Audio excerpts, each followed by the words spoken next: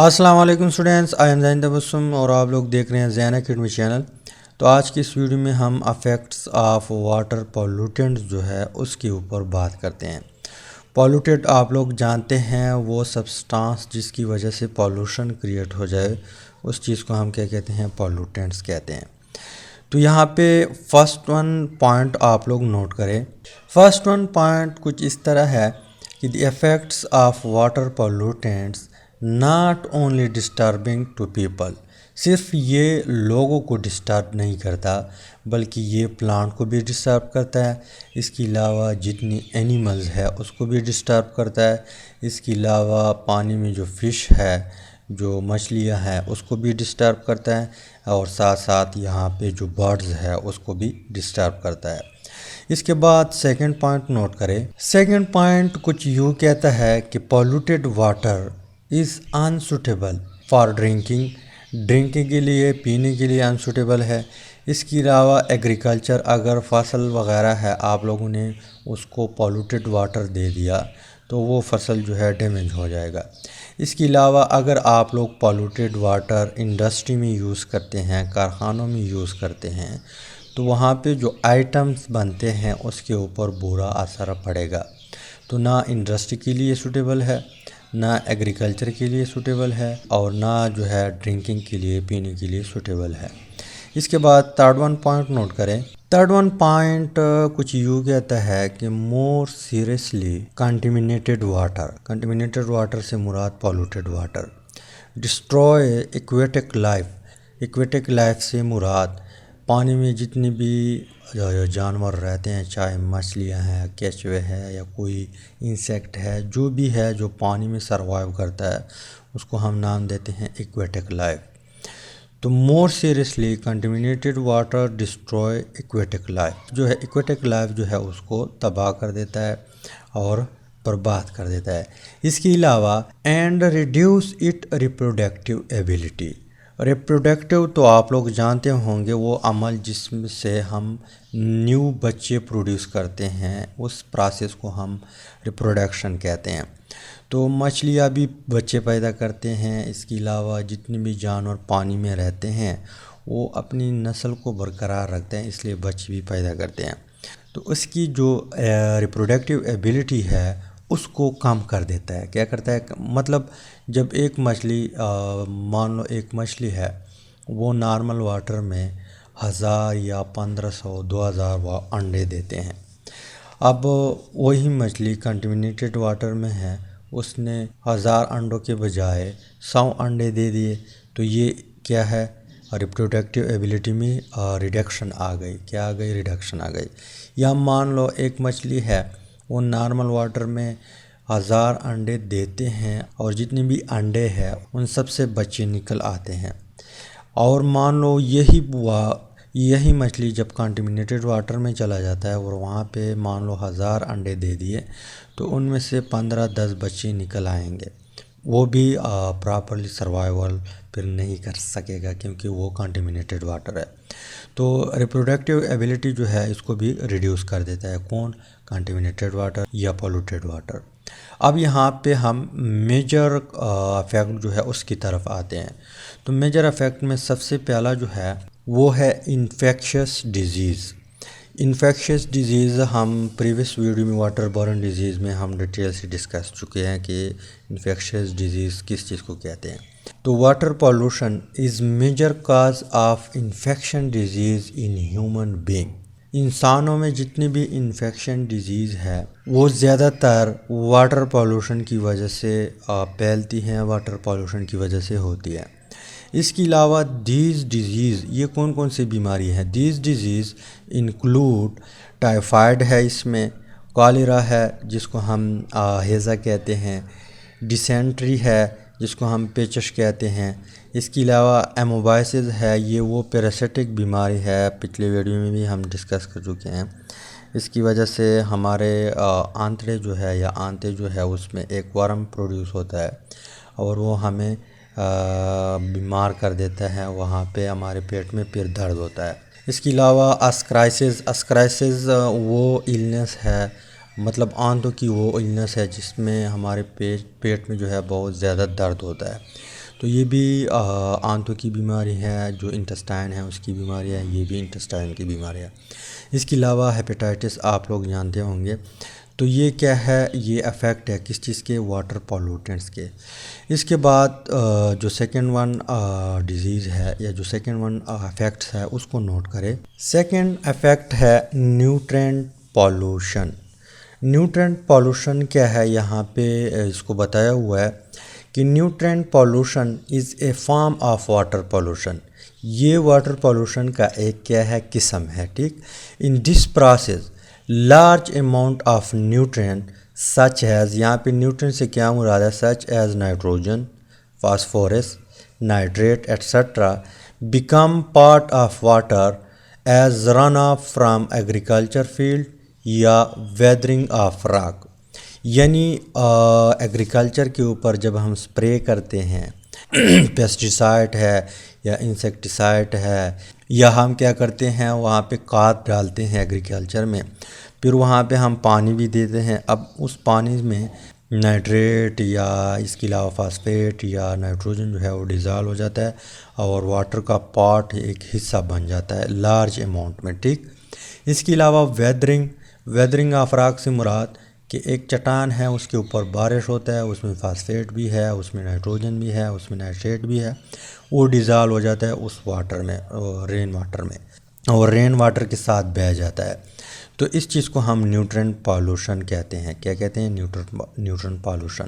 اس کے بعد آگے جو بات لکھی ہوئی ہے، آگے جو کہانی لکھی ہوئی ہے وہ کچھ اس طرح ہے کہ دی ایکسیسو اماؤنٹ آف نیوٹرینٹ، مطلب جب زیادہ اماؤنٹ میں واٹر میں نیوٹرینٹ ڈیزالو ہو جائے، چاہے راک سے آئے ہیں یا چاہے ایگریکلچر فیلڈ سے آئے ہیں، یہ کیا کرتا ہے، create problem such as excessive growth of ایلگیا، مطلب الجی زیادہ اماؤنٹ میں پھر پروڈیوس ہوتے ہیں واٹر میں۔ الجی تو آپ لوگ جانتے ہوں گے، ہم اپنے پشتو زبان میں جو فراگ ہے اس کا فیسس کہتے ہیں یا فراگ کا پخانہ کہتے ہیں، یہ عام ولیج میں لوگ کہتے ہیں، لیکن وہ کیا ہے، الجی ہے، وہ واٹر میں جو ہے پروڈیوس ہوتے ہیں، یہ باٹنی والوں کو اچھا پتہ ہے۔ اس کے علاوہ decrease in dissolve oxygen in water, مطلب واٹر میں جو ڈیزالو آکسیجن ہے اس کو بھی ریڈیوس کر دیتا ہے، اس کو بھی کم کر دیتا ہے۔ اس کے علاوہ یہ فش کو بھی مار دیتا ہے، کریبس کو بھی مار دیتا ہے، اور ادر ایکویٹک لائف جو ہے اس کو بھی مار دیتا ہے۔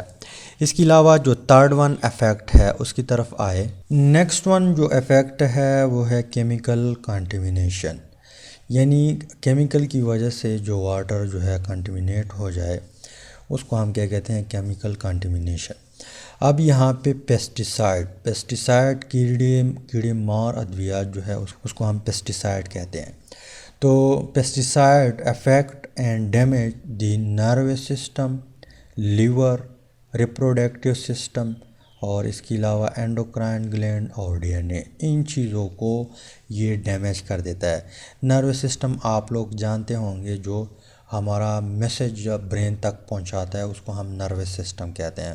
مان لو آپ کی اسکن کے اوپر کوئی چیز گھوم رہا ہے تو آپ کو پتہ چلتا ہے، تو یہ کون لے کے جاتا ہے یہ میسیج، یہ نیوران ہے، اور نیوران ایک دوسرے کے ساتھ کنیکٹ ہے، اس کو ہم نروس سسٹم بولتے ہیں۔ اس کے علاوہ لیور تو آپ لوگ جانتے ہوں گے، جس کو ہم جگر کہتے ہیں، اور ریپروڈکٹیو سسٹم جو ہے وہ سسٹم ہے جس کی مدد سے ہم نیو بچے پیدا کرتے ہیں، مطلب ہم ینگ ون پیدا کرتے ہیں، اس سسٹم کو ریپروڈکٹیو سسٹم کہتے ہیں۔ اینڈوکرائن گلینڈ ہے، یہ ایک قسم کے گلینڈ ہے جو مختلف قسم کے کام کرتے ہیں، اور ڈی این اے جو ہے یہ نیوکلیس میں ہوتا ہے، تو ان چیزوں کو یہ ڈیمیج کر دیتا ہے۔ اگر پیسٹیسائڈ جو ہے، مان لو ہم نے گھر میں کیڑے مار ادویات سپرے کیا یا کوئی فصل پہ کیا، تو وہاں پہ جب پانی جاتی ہے اور اس کے ساتھ وہ پیسٹیسائڈ، وہ کیمیکل مل جاتے ہیں، اس میں ڈیزالو ہو جاتے ہیں۔ ڈیزالو ہونے کے بعد مان لو ہم نے اس پانی کو پی لیا، تو یہ ہمارا یہ والی سسٹم جو ہے اس کو ڈیمیج کر دیتا ہے۔ اس کے علاوہ کیمیکل افیکٹ میں ایک دوسرا پوائنٹ ہے، اس کو نوٹ کریں۔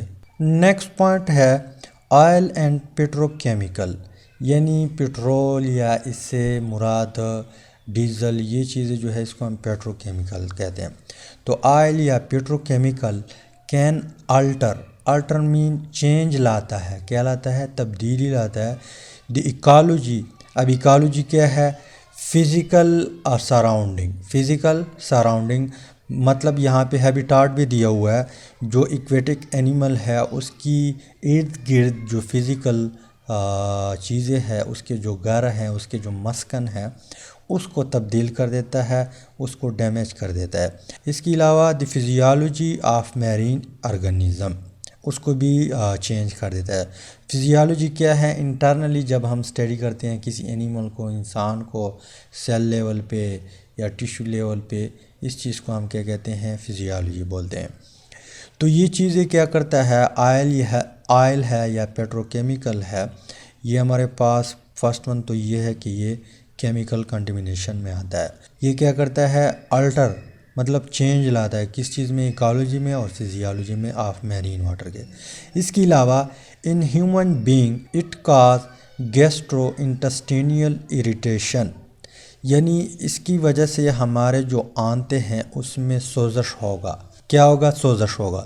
اس کے علاوہ ہمارا جو لیور ہے اس میں بھی چینج لائے گا، کڈنی بھی ڈیمیج کر سکتا ہے، لیور بھی ڈیمیج کر سکتا ہے. اس کے علاوہ ہمارا جو نروس سسٹم ہے اس کو بھی افیکٹ کر دیتا ہے. اس کے علاوہ نیکسٹ ون جو پوائنٹ ہے اس کو بھی آپ لوگ نوٹ کریں. تھرڈ ون پوائنٹ جو ہے یہ ہے mercury and it's compound. Mercury آپ لوگ جانتے ہوں کہ جس کو ہم Hg بولتے ہیں، یعنی اس کا سمبل ہے Hg، مرکری. اردو میں پارا کہتے ہیں، آئی تھنک کیا کہتے ہیں؟ پارا. تو مرکری یا اس کے کمپاؤنڈ، یعنی جب یہ کسی اور ایٹم کے ساتھ مل جائے پھر اس کا کمپاؤنڈ بن جاتا ہے، یا آیونک کمپاؤنڈ ہوگا یا کوویلنٹ کمپاؤنڈ ہوگا. تو یہ مرکری یا اس کے کمپاؤنڈ یہ کیا کرتا ہے؟ یوز ان مینی انڈسٹریز، یہ ہم بہت سے کارخانوں میں یوز کرتے ہیں. اب جب یوز کرتے ہیں تو وہی واٹر جو ہے کسی نہر میں، کسی ندیوں میں یا کسی نالیہ میں بہہ کے پھر واٹر کے ساتھ مکس ہو جاتے ہیں. اور یہ اس طرح چیز ہے کہ یہ اپنا راستہ اپنے لیے خود بناتا ہے. پھر جو چیزیں واٹر سے بنتی ہیں، مطلب ایسا خوراک جو واٹر سے بنتا ہو، اس میں مان لو یہ آ گیا تو یہ کیا کرتا ہے؟ یہ چلڈرن میں اٹ کاز برین ڈیمیج، مطلب اس کی دماغ کو ڈیمیج کر دیتا ہے، بچہ ہو یا بچی ہو. اس کے علاوہ لرننگ ڈیفیکٹ سے مراد کہ وہ بچہ پھر صحیح چیز جو ہے کیپچر نہیں کرے گا، اس کو سیکھنے میں پرابلم ہوگا. اس کے علاوہ انکمپلیٹ میٹل نہیں، یہاں پہ مینٹل، مینٹل ڈیولپمنٹ، مطلب اس کی جو مینٹیلیٹی ہے اس کی صحیح طرح ڈیولپمنٹ نہیں ہوگا. اس کے علاوہ ان ایڈلٹ بڑوں میں کیا کرتا ہے؟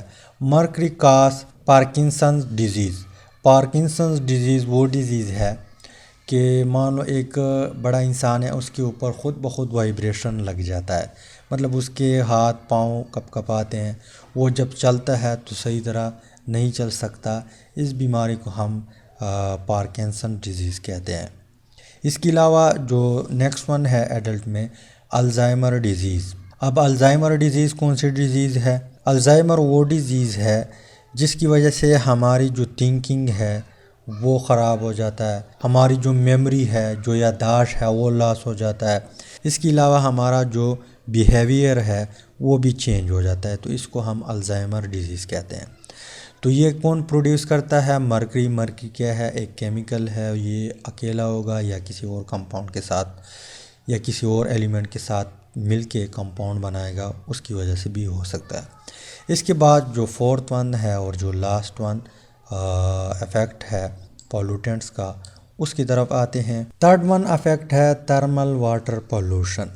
تھرمل واٹر پولوشن سے مراد کہ مان لو ایک تالاب ہے یا ایک نہر ہے، اس میں ڈائریکٹلی گرم پانی چلے جاتے ہیں.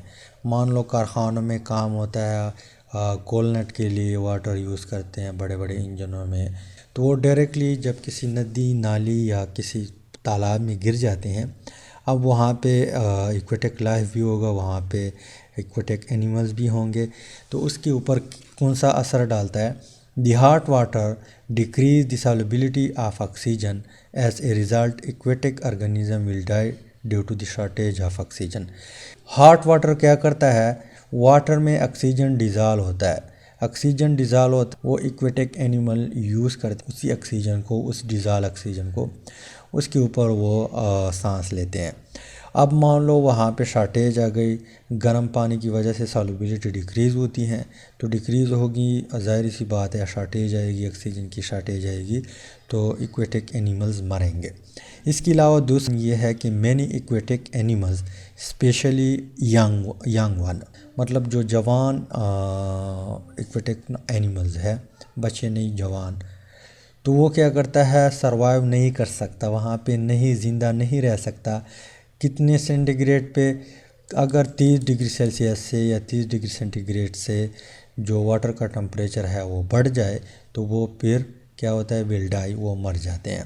تو یہ کچھ پالوشن افیکٹ ہے، پالوٹنٹ افیکٹ ہے۔ امید کرتا ہوں ویڈیو کی سمجھ آئی ہوگی۔ اگر کوئی کویسچن ہے تو پوچھ سکتے ہیں، اگر سمجھ آئی ہے ویڈیو کو لائک کرے، شیئر کرے اپنے دوست کے ساتھ، چینل کو سبسکرائب کرے، اگر پیج پہ آپ لوگ دیکھ رہے ہیں تو پیج کو بھی لازمی فالو کرے تاکہ آپ لوگوں کو بھی فائدہ ہو اور مجھے بھی فائدہ ہو، اور ایک دوسرے کو گرو کرنے میں ایک دوسرے کا ساتھ دے سکے۔